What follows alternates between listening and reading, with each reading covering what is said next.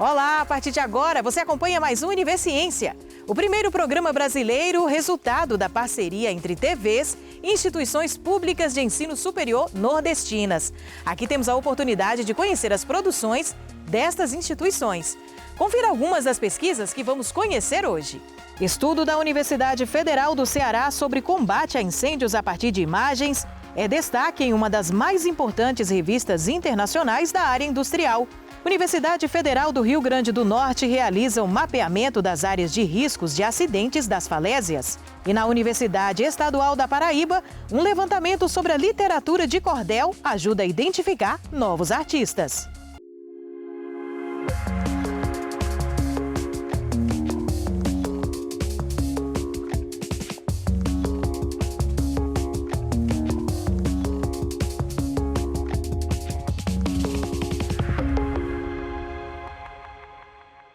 A publicação de artigos em revistas científicas é um indicador importante da qualidade das pesquisas. E as universidades do Nordeste têm crescido nesse parâmetro. Um exemplo é um estudo que a gente vai conhecer agora. Pesquisadores da Universidade Federal do Ceará desenvolveram inteligência artificial para detectar e combater incêndios a partir de imagens. O estudo ainda está na fase inicial, mas já foi publicado em uma das mais importantes revistas internacionais da área industrial.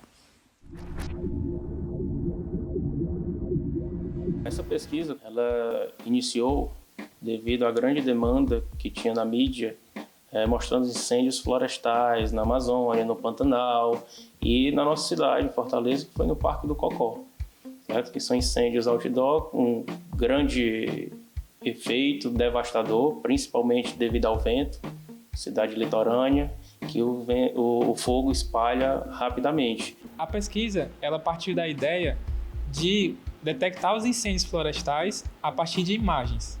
Então, a partir de câmeras de vigilância, a partir de imagens de drones, nós conseguimos fazer a detecção dos incêndios pela assinatura do fogo coletada pela imagem.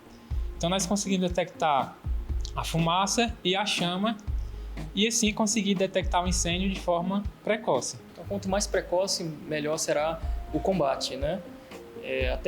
Até hoje, grandes áreas florestais têm essa detecção ainda de forma manual. Então, é empregado, digamos, esforço humano, né, em torres ou baseado em imagens de satélites, o que muitas vezes ocasiona um delay, né, um atraso no combate. A pesquisa ela começou com a minha parceria com o pessoal da Coreia, da Universidade de Sejong, Kang Mohammed, onde a gente já tinha alguns algoritmos, só que esses algoritmos eram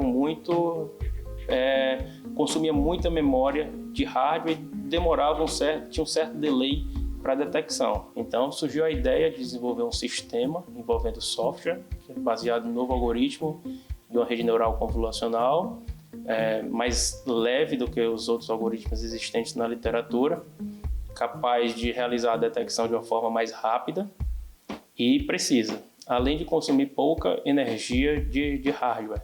Algoritmo, traduzindo assim de uma linguagem mais simples, ele representa um conjunto de instruções no qual nós humanos conseguimos repassar para o computador.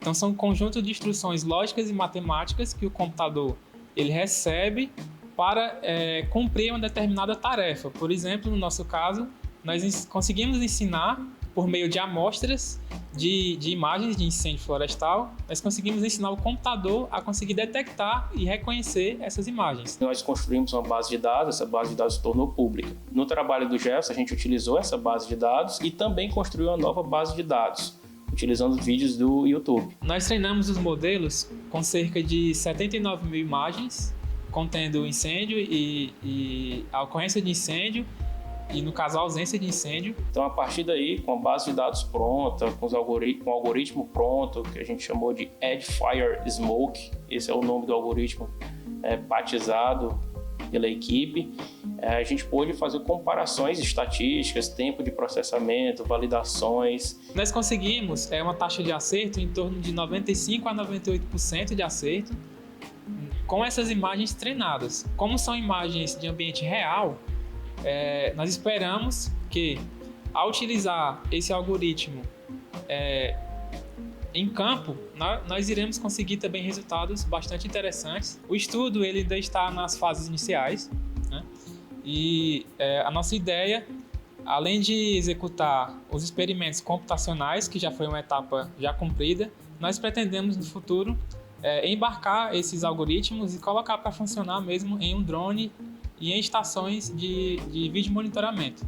Com isso, nós conseguiremos detectar os incêndios utilizando câmeras de vigilância e assim complementar os sistemas que já são existentes aqui no Brasil. O laboratório que eu coordeno já tem uma expertise em drones autônomos, tá certo? Na verdade, automáticos, que a nossa legislação permite. A nossa ideia, é claro, embarcar. Embarcar significa instalar os algoritmos de detecção automática de fumaça nessa aeronave, no caso não especificamente nessa, que essa é de um outro projeto, mas uma aeronave semelhante a essa.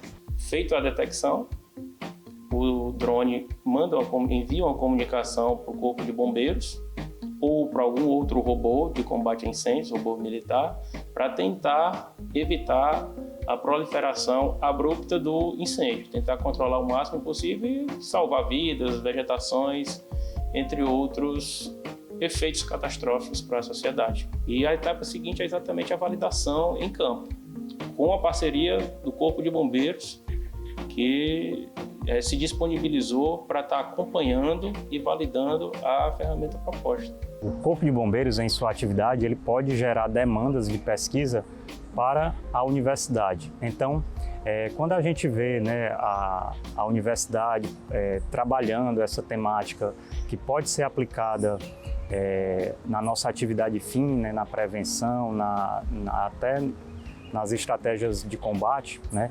Então a gente fica muito satisfeito, né? Isso desperta a instituição para que nós, enquanto organização, nós também participemos, né, dessas pesquisas.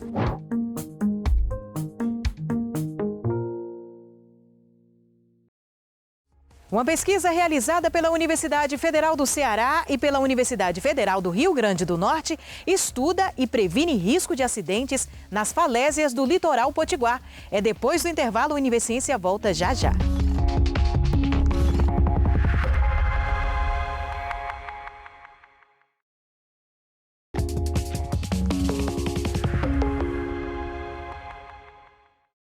As falésias são acidentes geográficos formados pelo choque das águas do mar nas rochas de uma costa muito inclinada. Acidentes em falésias podem ser mais comuns do que se tem notícia. É o que demonstra uma pesquisa realizada pela Universidade Federal do Ceará e também pela Universidade Federal do Rio Grande do Norte. Entre março e novembro de 2021, o projeto Falésias estudou 8 quilômetros desses paredões nas praias de Pipa e Barra da Tabatinga, no litoral do Rio Grande do Norte, e fez um mapeamento dos riscos. Drones, sensores e radares ajudaram a entender a dinâmica natural das falésias. Vamos conferir.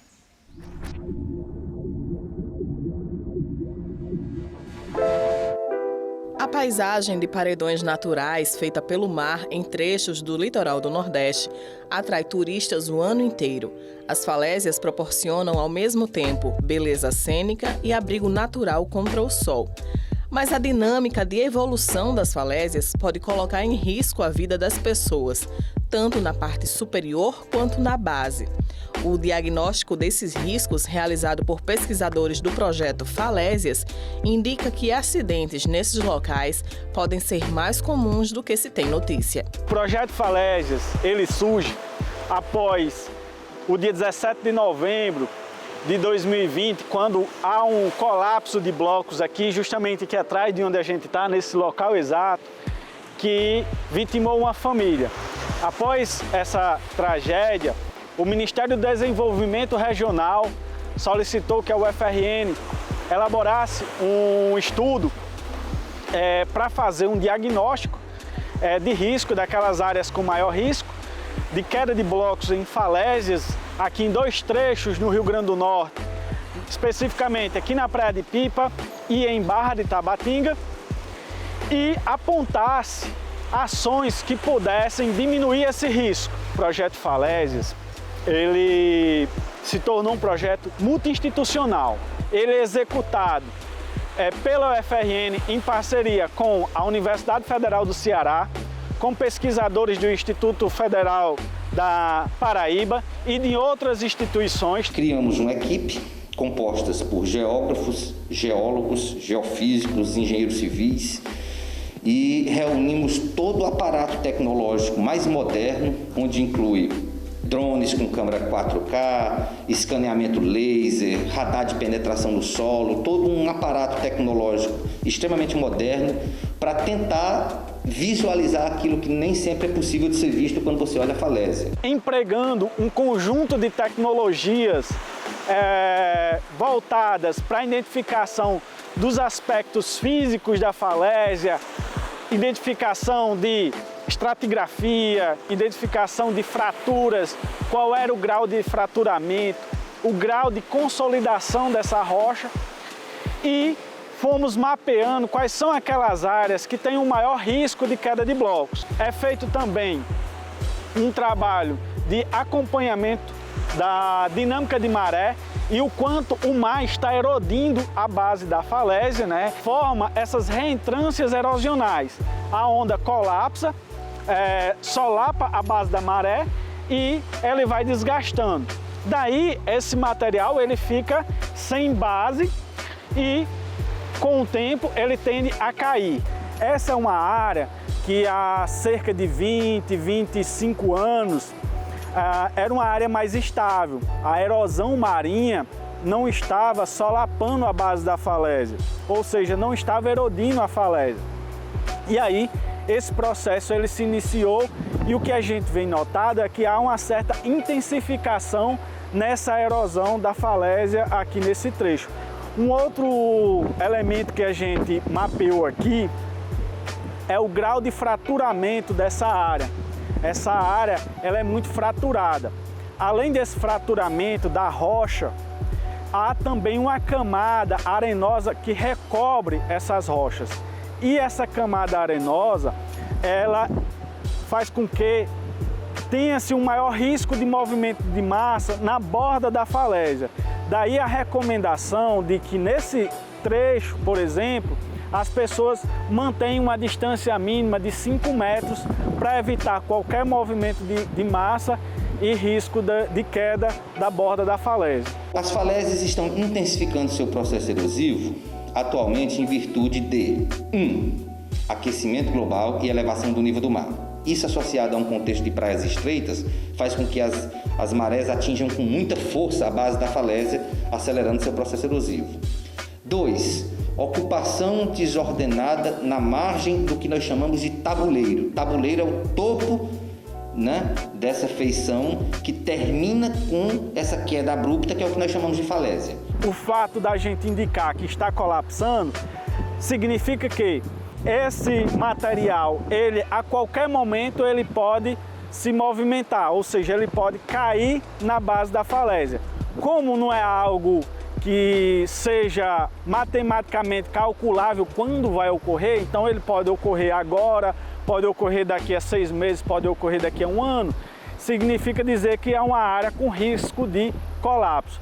É necessário que se faça um trabalho de monitoramento dessas falésias a partir de então, para se estabelecer classes e mapas de risco de áreas que são mais instáveis e requerem maiores cuidados e áreas que são mais estáveis e aí são mais tranquilas para o turismo, digamos assim. E 2, é preciso disseminar a cultura do risco na atividade turística, mas com muita tranquilidade, sem prejudicar a atividade, né? É preciso que os operadores de turismo local, né, eles orientem o turista a não se arriscar. E aí a gente constituiu um relatório fazendo apontamentos com ações para mitigar, para diminuir esse risco de acontecimentos, de tragédias como já tivemos aqui.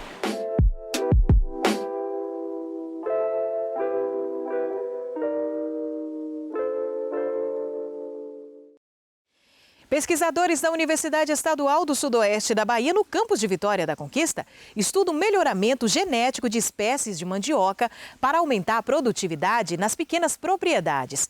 O estudo descobriu ainda quais as espécies mais ricas em amido e que rendem maior quantidade de seus subprodutos, como a goma, por exemplo.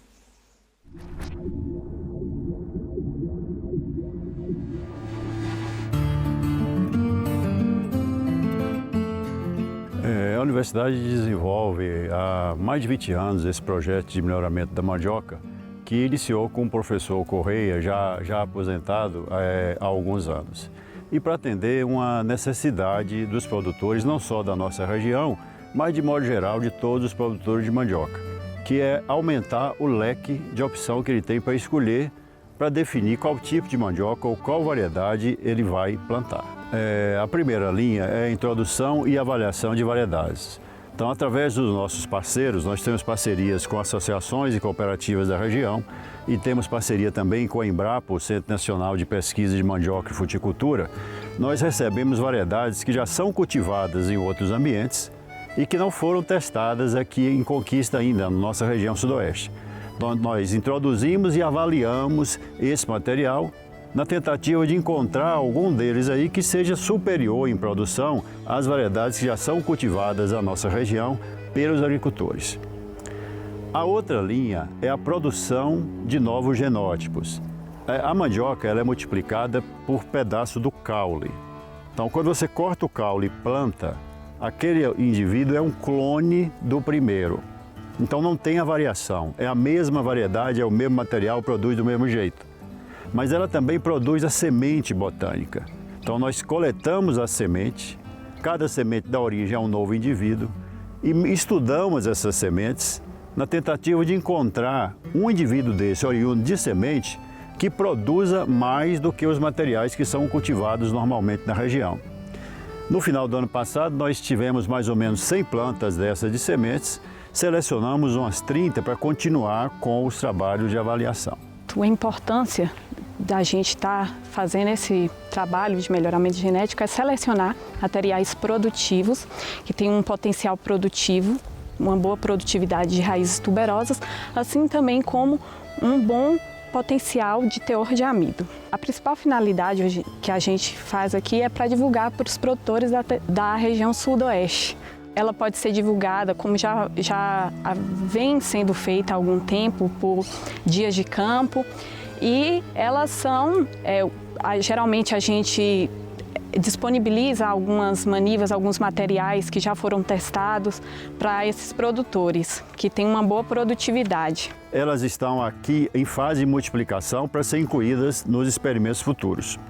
Do material que é variedade introduzida de outros locais, adaptados aqui na região, nós testamos mais ou menos 100 variedades e dessas 100, a poti branca e a verdinha demonstraram um melhor comportamento produtivo, produzindo em média 20% a mais do que a variedade Sergipe, que é a principal cultivada aqui na nossa região. Quer dizer, hoje os agricultores têm à disposição, além das variedades locais, essas duas variedades mais produtivas do que as tradicionais. Geralmente essa determinação de amido é feita pelo método da balança hidrostática. Ela consiste em pesar 5 quilos de raízes em água, onde se dá o peso específico. A partir desse peso específico, a gente, por um valor tabelado, se tem o teor de amido. Esse método ele é comumente utilizado nas indústrias de fécula de mandioca e a partir deste valor do teor de amido que é dado, que se vai cobrar, que vai ser cobrado o valor das raízes. O peso específico aqui deu 560. Olhando na tabela, se deu 25% de amido. O teor de amido dessa raiz aqui foi 25%. Na literatura se recomenda acima de, no mínimo, 30% de amido, que as raízes tenham pelo menos 30% de amido para que tenha um bom rendimento nas indústrias. E os experimentos que nós fizemos para validar o comportamento produtivo dessas variedades foram em vários municípios da região, nas fazendas dos produtores em vários anos. Então, eles acompanharam esse trabalho, então eles sabem daquele material, eles próprios identificaram aquele material. E nós já distribuímos em várias oportunidades manivas para essas associações, para as cooperativas e para produtores individuais. Tem retornado para a gente, na média, uma informação positiva. Logicamente que tem ano e tem local que aquela variedade pode não ir muito bem, mas na média os produtores têm retornado uma boa informação sobre o potencial produtivo dessas variedades. Nós vamos continuar coletando as sementes, produzindo e avaliando novos genótipos e novos indivíduos produzidos através de sementes e vamos também, através dos parceiros, receber novos materiais, novas variedades para avaliar.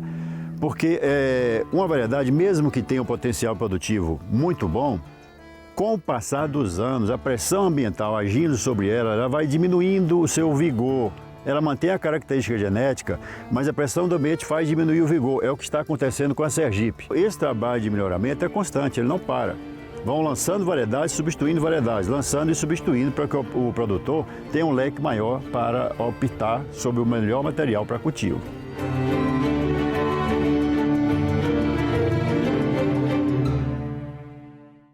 E no próximo bloco a gente acompanha o trabalho de pesquisadores da Universidade Estadual da Paraíba para mapear a produção de cordel e descobrir os novos cordelistas. Universiência volta já já.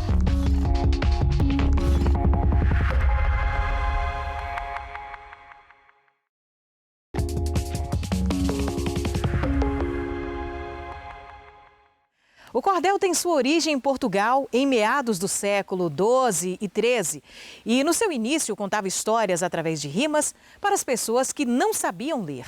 De lá para cá, o estilo se popularizou e se tornou uma das marcas registradas da cultura do Nordeste. Pesquisadores da Universidade Estadual da Paraíba estão mapeando a produção de cordel para a descoberta e divulgação de novos cordelistas.